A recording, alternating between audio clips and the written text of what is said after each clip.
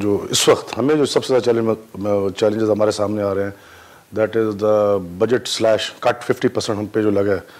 اس پہ ہم پہ بہت زیادہ چیلنج اس پہ ہمیں سامنے آ رہے ہیں کہ جی ہم کس طرح ہم سوچ رہے ہیں کہ اپنے آپ کو غور کریں کہ جس پروجیکٹس ہیں یا جس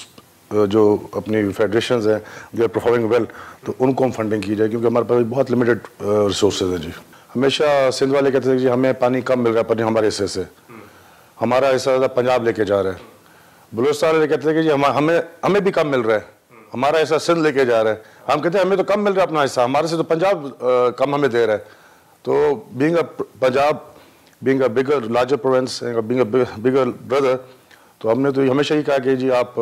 جس کا جتنا حقوق ہے اس کو دینا چاہیے. صوبوں کو جو اپنے 18th امینڈمنٹ سب نے اگری کر کے پروونسز کو دے دیے جب آپ نے پاورز پروونسز کو دے دیے تو that's the provincial subject in کو کرنا چاہیے. بٹ یہ ہے کہ جب رمیز راجہ صاحب سے تو ان سے ذرا کمیونیکیشن گیپ تھا. جیسے نجم سیٹھی صاحب ہیں ان سے بڑا بہترین کمیونیکیشن ہے اور مطلب رمیز راجہ صاحب تو مطلب he never used to bother to call back.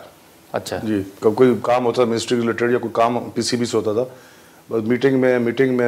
3-4 then call back کرنے کی بادر بھی نہیں کرتے. سیٹھی صاحب کا یہ ہے کہ کوئی کام ہوتا ہے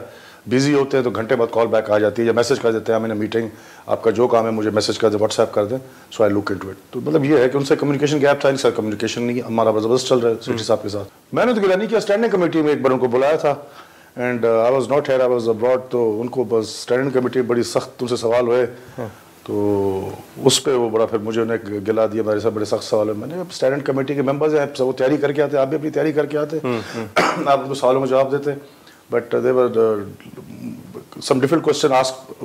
by some members honourable members to mister Rameez Raja تو اس پہ وہ تھوڑے وہ ہو گئے تھے. ان کو چیزیں عمران خان کی حکومت چلی گئی ووٹ آف نو کانفیڈنس میں ان کو چاہیے تو خود ہی ریزائن کر دیتے بٹ ہی ڈنٹ ریزائن. لیکن جہاں تک وہ لنگر آن کرتے کہ ہم نے بس وہ جب اس کا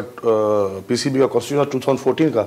ہم نے جب وہ بحال کیا تو آٹومیٹکلی ہی واز ریمووڈ. ہاں یہ تھا کہ جی بیچ میں کوئی پرابلم ہوتا گورنمنٹ آف پنجاب کے ساتھ دے ور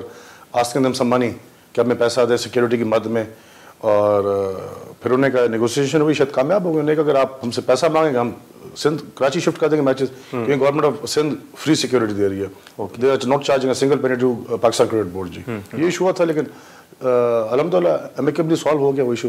تو وہ جو ان کا کانسٹیٹیوشن کہتا ہے اس کے مطابق انہیں الیکشن کرانا ہے 90 days کے اندر انہیں سارا پروسیس کمپلیٹ کرنا ہے. اس کے بعد پھر جو ہوگا